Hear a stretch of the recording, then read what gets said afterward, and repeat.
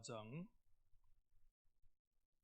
17절 말씀부터 27절의 말씀까지 제가 봉독하겠습니다. 저물매 그 12를 데리시고 가서 다 앉아 먹을 때에 예수께서 이르시되 내가 진실로 너희에게 이르노니 너희 중에 한 사람 곧 나와 함께 먹는 자가 나를 팔리라 하신대.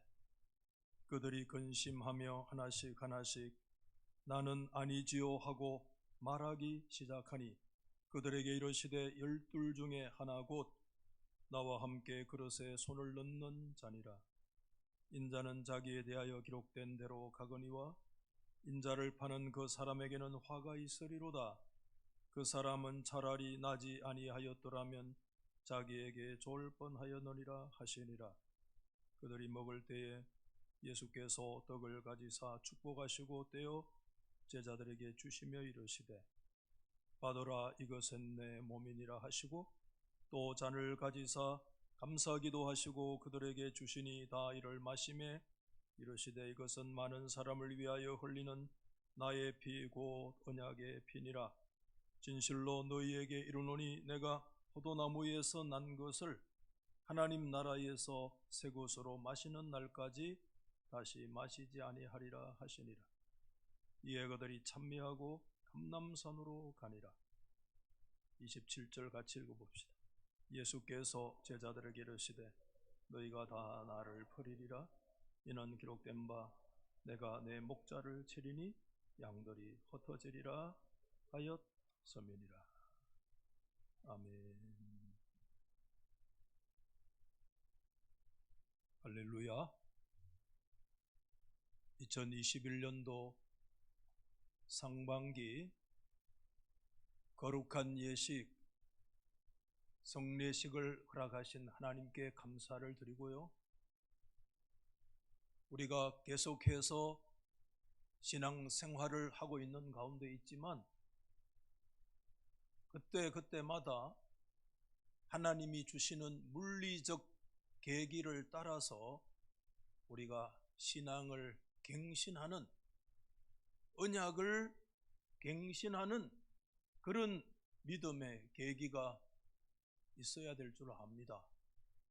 2021년도 상반기 성례주일이 저와 여러분들의 신앙을 다시 하나님 앞에 새롭게 하는 그런 믿음의 계기가 될 수 있기를 예수님의 이름으로 축복합니다. 여러분, 저는 개인적으로 마가복음을 참 좋아합니다. 마가는 마가복음을 기록할 때 자신이 강조해야 될 것이나 아니면 어떤 특별한 의미를 부여하고자 할 때 꼭 사용했던 기법이 있습니다. 그것을 A-B-A 기법이라고 그래요. 또는 A- 기법이라고 그러죠. 같은 두 가지 A와 A 사이에, A와 A- 사이에 전혀 다른 강조하고자 하는 내용인 컨텐츠 B를 언급을 하고 있는 구조가 A-B-A-A- 구조로 마가가 굉장히 좋아하는 구조입니다. 대표적으로 예수님께서 죽은 회당장 야이로의 딸을 살리러 가시는 그 길이 기록되어져 있는데 그 기사 가운데 툭 치고 가운데 들어오는 기사가 있습니다. 그것이 12해를 혈류증으로 이 의사 저 의사에게 고통을 당했지만 삶의 여망이 완전히 끊어진 실질적으로 죽어 있는 듯한 그 한 여인을 그 길에 치유하시는 내용으로 구성되어져 있습니다. 아주 대표적인 구조입니다. 이런 구조를 좀 더 쉬운 말로 표현을 하면 샌드위치형 구조다, 그렇게 말씀을 하는 것이죠. 죽은 야이로의 딸을 고치러 가시는 그 길입니다. 죽은 자를 살리는 그 길을 걸어가시는데 과연 여러분 야이로가 그 주님의 뒤를 따르면서 죽어있는 딸을 예수님이 살릴 수일 것이라고 하는 그런 믿음을 가질 수 있을까요? 사실상 죽어있는 그 누구에게도 희망을 가질 수 없는 12해를 혈류적으로 고통받는 그 여인을, 그 죽은 야이로의 딸을 살리러 가는 그 길 중심에 그 죽어있는 듯한 한 여인을 치유하시고 근원적으로 깨끗하게 고치시면서 주님의 뒤를 따르는 죽은 딸 쪽으로 걸어가는 야이로의 믿음을 강화시키시기를 원하시는 그런 의미 있는 구조를 얘기할 때마다 마가가 사용하고 있는 구조를 우리는 샌드위치형 구조다, 그렇게 얘기합니다. 왜 오늘 제가 이 말씀을 드리는가 하면, 여러분 복음서의 가장 소중한 예수 그리스도의 메시아로서의 그 사역과 그 사명을 가장 집약해서 드러내고 있는 가르침이 있다고 한다면 그거는 주님이 최후의 만찬을 통해서 말씀해 주신 가르침이죠.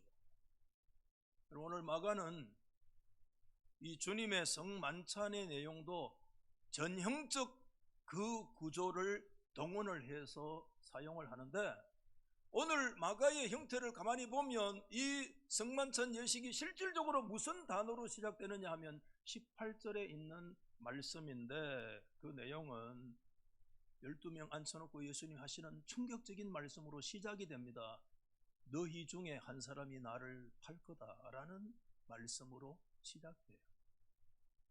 여러분, 가당한 말씀입니까?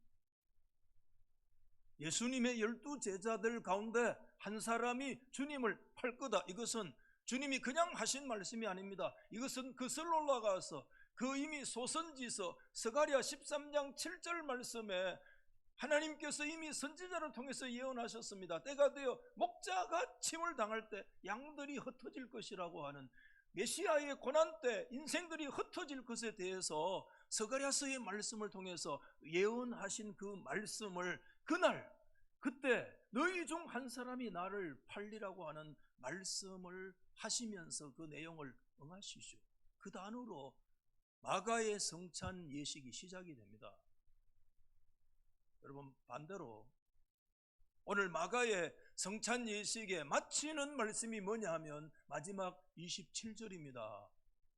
찬양을 하고 나가시기 직전에 예수님께서 이런 말씀을 하셨습니다. 너희 한 사람이 나를 팔리라가 아니라 더 충격적인 얘기입니다. 너희 모두 다, 한 사람도 예외 없어, 너희 모두 다 나를 뭐하게 되리라? 버릴 것이다. 버린다는 말씀은 뭐죠? 믿음에서 배반할 것이라는 말이죠.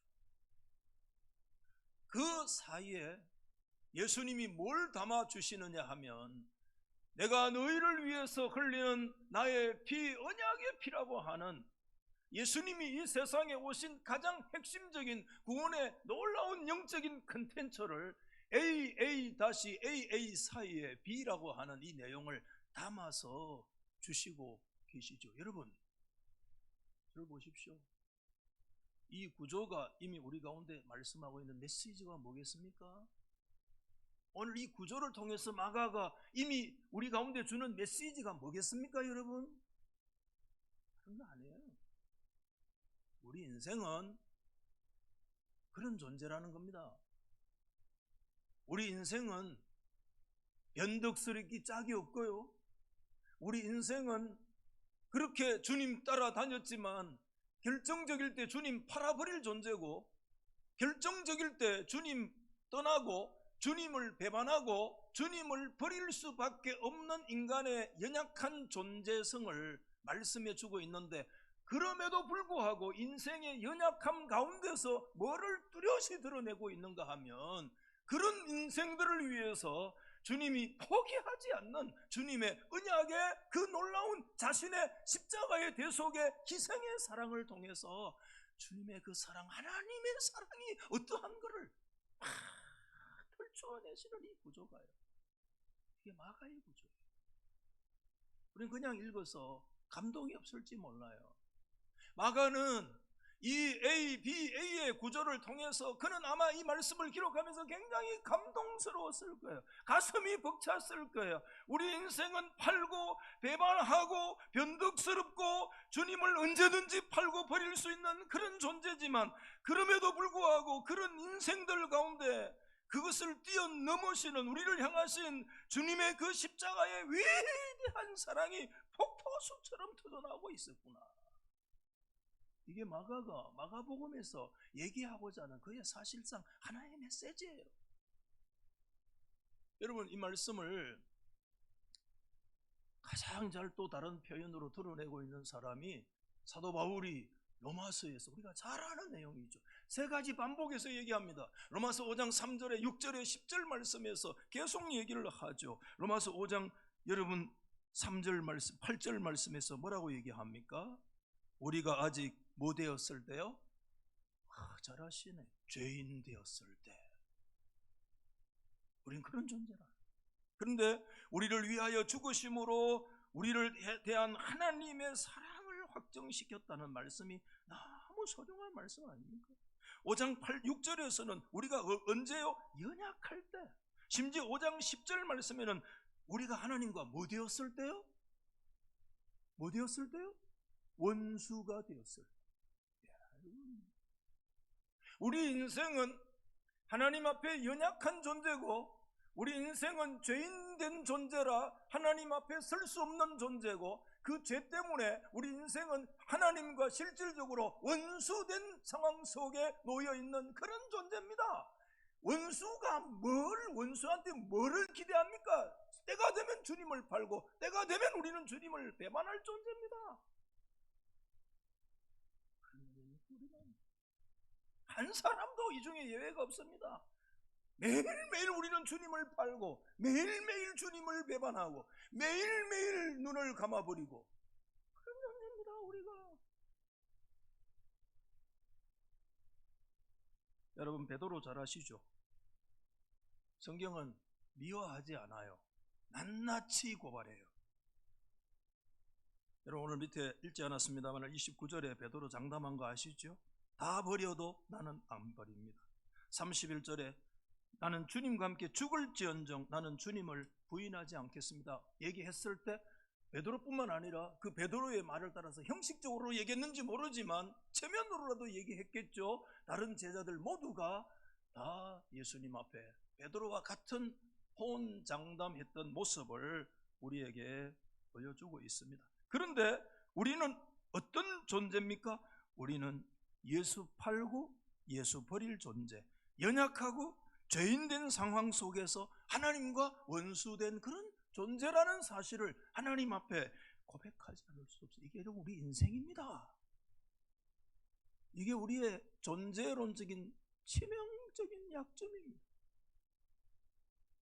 오늘 이 강단에 서서 가운을 입고 설교하는 목사로부터 시작해서요, 저 뒤에 앉아 계시는 분까지 한 사람도 예외 없어요.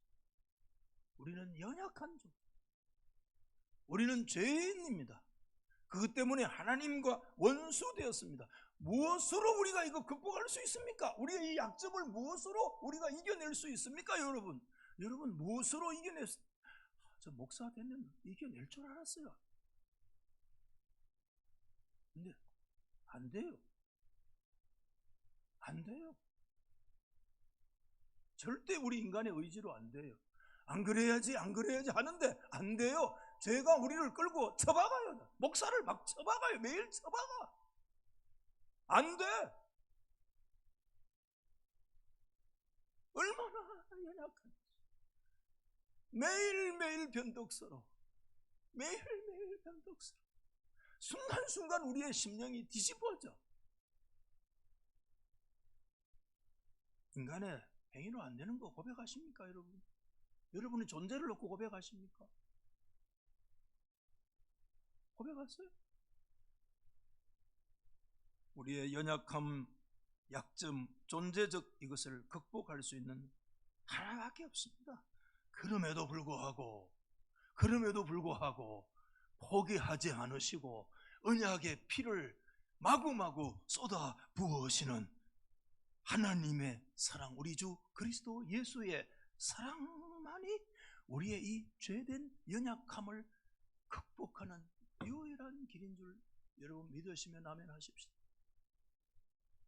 여러분, 오늘 우리가 이 성찬 예식의 자리에 우리가 오늘 임하게 되는데, 오늘 여러분이 성찬 예식을 왜 합니까? 우리가 하나님 앞에 우리가 왜 오늘 이런 시간을 단지 예식입니까? 아니잖아요. 주님은 제자들을 불러 놓으시고 너희 중 한 사람이 판다, 다 버린다. 그 사이에 너희를 위하여 흘리는 바 나의 언약의 피다. 언약의 피라는 말씀 우리를 어디로 바로 이끌어가요? 제자들이 출애굽기 24장으로 바로 그들을 이끌어가요. 출애굽기 24장에서 뭐 했어요? 하나님께서 모세를 중보로 해서 그 시내산에서 이스라엘과 그때 엄숙한 언약을 체결합니다. 시내산은 하나님께서 이스라엘과 결혼하시는 결혼 장소예요. 그 결혼한 신방이 하나님께서 그때 주신 하나님의 성막이, 결혼해서 이스라엘 백성들과 만나는 영적인 신방이 하나님의 성목, 성소요, 성막이에요. 모세가 중매자입니다. 여러분, 모세가 하나님과 이스라엘 백성들을 맺어주기 위해서 그 시내산을 몇 번 오르락내리락 했는지 몰라요. 엄청 오르락내리락 했어요. 그때 모세가 여러분 짐승의 피를 받아 양푼에 들고 반은 이스라엘 백성들에게 뿌리고 반은 여호와의 제단에 뿌림으로 하나님의 언약이 체결되는 역사를 우리는 기억하시잖아요. 하나님이 그때 진짜 그들의 하나님이 되고 하나님의 백성 되는 그 언약의 정표로 주신 것이 뭐냐 하면, 하나님이 친히 돌판에다가 하나님께서 율법을 새겨서 그 모세의 손에 들려서 그 하산하도록 하신 것을 우리는 기억합니다. 그런데 여러분 기억하시죠? 그 돌판에 새겨진 돌판은 지금 있습니까? 그 돌판이 새겨진 언약이 영원했습니까? 돌판이 깨져버렸습니다. 여러분, 구약 성경에 수많은 선지자들을 하나님이 이사야 이후에 보내주셨습니다. 그 이사야 이후에 많은 선지자들이 왔던 메시지는 딱 한 가지입니다. 메시지 딱 한 가지입니다. 왜 하나님과의 언약을 왜 깨뜨렸냐? 그 얘기 한 가지 합니다. 모든 선지자들의 메시지는 그 하나로 요약이 됩니다. 너희가 하나님과 이혼 상태 들어갔다, 너희가 하나님과 이혼했다, 너희가 언약을 깨뜨리기 때문에. 그때 결혼 언약이거든요. 결혼 언약은 쌍방간의 언약입니다. 히타이트의 언약 체결 방식을 그대로 체결한 것이기도 한데, 그것은 쌍방간의 언약이기 때문에 아무리 결혼식에 금은머리 팥뿌리가 되도록 한다고 했지만 남편과 아내 사이에 한 사람만 외도하고 한 사람만 배반하면 결혼은 깨지는 겁니다. 시내산에서 맺은 언약은 쌍방간의 언약이라 그것은 한쪽의 타락과 한쪽의 범죄와 배반으로 언제든지 깨집니다. 이스라엘은 언제든지 하나님 배반했습니다. 이스라엘은 영적으로 계속 간음했습니다. 이스라엘은 하나님을 버렸습니다. 아버지 하나님을 버리고 남편 하나님을 버리고 하나님을 그들은 백성 스스로 버렸습니다. 깨졌어요. 왜 선지자들이 온 줄 아세요? 참사 선지자들은 왜 언약을 깨뜨렸느냐? 왜 언약을 깨뜨렸느냐? 근데 여러분, 선지자들이 아무리 와서 외쳐도 그 언약은 깨뜨려질 언약입니다. 왜? 영원한 언약이 아니거든요. 왜? 인간의 마음에 결심을 두고 했는 언약이거든요. 우리의 각오에 맺어진 언약이기 때문에. 여러분, 우리가 영원합니까? 그 약하고 죄인되고 하나님과 원수된 우리와 맺은 언약이 영원합니까? 그 언약은 깨지고 깨질 수밖에 없는 언약입니다. 모세의 손에 들려진 돌판은 그 순간부터 깨질 수밖에 없는 언약입니다. 무너집니다. 무너졌습니다. 깨졌습니다. 그래서 하나님과 이스라엘은 원수가 되고 이혼 상태에 들어가서 별거 상태에 들어갔습니다. 근데 여러분, 그때 선지자들을 통해서 하나님 말씀했어요. 왜 율법을 깨뜨렸느냐, 언약을 깨뜨렸느냐고 얘기하시면서 선지자들은 또 한쪽에서 이런 얘기를 했습니다. 그 언약 말고 전혀 질적으로 다른 언약을 맺게 되리라는 말씀을 계속 예언하시고, 그의 유명한 예레미야 31장의 말씀입니다. 보라, 날이 이르리니 내가 이스라엘 집과 유다 집에 새 언약을 맺으리라. 우리 한번 믿음으로 받아하십시다. 새 언약을 맺으리라. 뉴 카버넌트. 전혀 이건 그때 모세가 맺었던 옛 언약과는 전혀 다른 새로운 언약을 맺으리라. 이게 그때 왜 언약 깨뜨렸느냐고 얘기만 하고 할 뿐만 아니라 그 언약 가지고는 안 되는 전혀 새로운 언약을 맺겠다고 계속 말씀하는 거예요. 언약, 어떤 언약이냐 하면, 내가 그들의 조상들의 손을 잡고 애굽 땅에서 인도하여 내던 날에 맺은 것과 같지 아니할 것은, 그들이 내 남편이 되었어도 그들이 내 언약을 깨뜨렸기 때문이다. 이게 옛날 언약 깨뜨린 이스라엘의 역사를 말해요. 우리들의 역사를 말해요. 우리는 계속해서 주님이 우리의 남편이신데도 불구하고 우리는 계속 외도한 거야. 매일 외도해. 우리는 매일 영적인 가난의 상태에 들어가. 여러분, 그 다음에 이렇게 얘기했어요. 그러나 위대한 역적이에요. 그러나 그날 이후에 내가 이스라엘 집과 맺을 언약은 이런데, 곧 내가 나의 법을 그들 속에다가 두며 그들의 마음에 기록하리라. 할렐루야. 돌판에 새겨진 옛날의 언약 말고 하나님의 백성들의 신비에다가 기록되어지는 언약은 환경에 따라서, 여건에 따라서 낡아지지 않고 깨어지지 않는 하나님의 백성들의 그 영혼과 심령 속에 새겨지는 영원한 언약을 내가 체결하리라. 할렐루야. 이 언약은 한쪽에 일방적인 인간의 타락과 그 약속이 깨뜨려지는 것 때문에 깨뜨려지는 그런 언약이 아닙니다. 이 언약은, 이전의 언약은 쌍방간의 언약입니다. 어느 한쪽만 한눈 팔면 깨질 수밖에 없는 언약이지만, 이 새 언약은 전혀 그런 언약이 아닙니다. 우리가 약함에도 불구하고, 우리가 주님을 팔고, 우리가 주님을 배반하고, 우리가 심지어 연약해서 하나님과 원수된 상황에 들어가도 우리를 향하신 하나님의 사랑은 끊어지지 않는 영원한 언약이 새 언약의 역사인 줄 믿으시기 바랍니다. 이 언약을 주님께서는 그날 그 잔을 나누어 주시면서, 떡을 나누어 주시면서, 이것은 언약이다. 그 언약을 예수님은 날이 밝아 십자가 위에서 성취하셨습니다. 여러분, 우리가 오늘 이 성만찬에서 주님의 떡을 받고 주님의 잔을 받을 때 우리가 하나님 앞에 뭘 해야 됩니까? 두 가지. 우리가 눈물을 흘리죠. 우리의 죄를 회개하면서 눈물을 흘려야 됩니다. 그러나 우리는 그것으로만 해결 안 됩니다. 그럼에도 불구하고 우리 인생의 연약함과 연약함과 팔고 다 버릴 수밖에 없는 존재 안에 우리를 향하신 하나님의 넘치는, 중단할 수 없는, 솟아나시는 그 십자가의 대속의 역사와 우리를 향하신 확정적 하나님의 그 십자가 구속의 사랑만이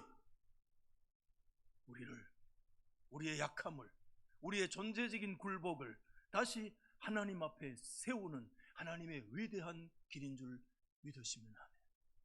그러므로 우리가 눈물은 회개의 눈물임과 동시에 그 위대하신 하나님의 사랑 때문에 감격과 감사와 고백의 눈물이 우리 속에 나오는 거예요. 말씀을 마치겠는데요, 그들은 성만찬 마치고 나면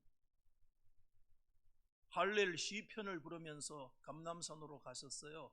할렐 시편의 노래를 불렀어요. 예수님께서 할렐 시편은 구약성경 114편부터 118편을 할렐 시편이라고 그래요. 할렐 시편은 114에서 118이니까 얼마나 구절이 많아요. 그렇지만 내용은 크게 보면 두 가지예요.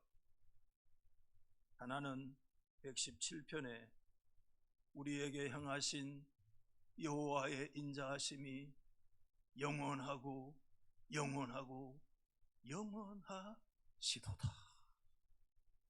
할렐루야. 그 반면에 116편 1절에 보면 뭐라고 되어 있어요? 내가 놀라서 이르기를, 조금 더 직설적으로 표현할게요. 모든 인생들은 새빨간 거짓말장이다. 그런 말이에요.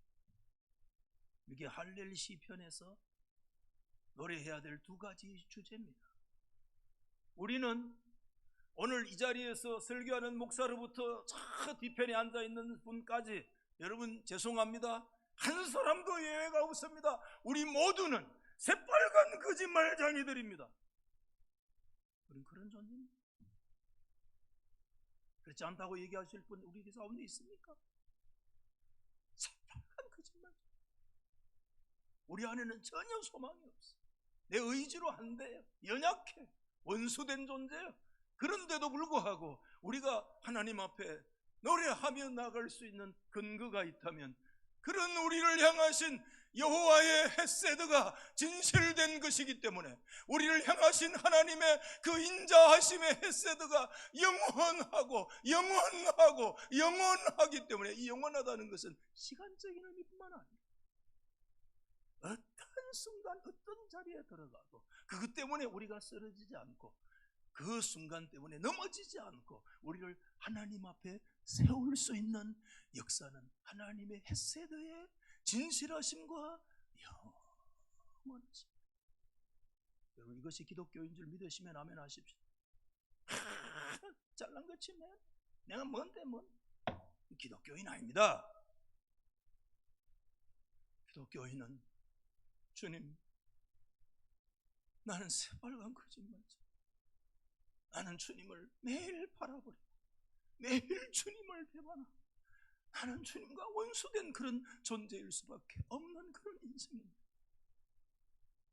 주님 앞에 도저히 나갈 수 없는 존재인, 그런 치명적인 존재적 그런 인생의 본성적 약점을 가진 존재인데, 그럼에도 오늘 하나님 앞에 내가 나갈 수 있는 유일한 이유, 우리를 향하신 확정적인 하나님의 사랑, 그 헤세드가 중단되지 않고 진실된 그분의 인자하심이 영원하시기 때문에, 오늘 우리가 주님 앞에 서게 될 줄 여러분 믿으시면 아멘 하십시다. 오늘 떡 한번 먹고 잔 한번 마시고 그런 예식으로 또 지나가는 그거 아닙니다. 오늘 이 떡과 잔을 참여하면서, 주님, 나는 주님 앞에 새빨간 거짓말, 설교는 하지만 삶의 자리에 가서 주님 배반하고 주님 팔고 주의 가르친 말씀대로 살지 못했고 주의 언약을 내 발로 짓밟았던 새빨간 거짓말장입니다.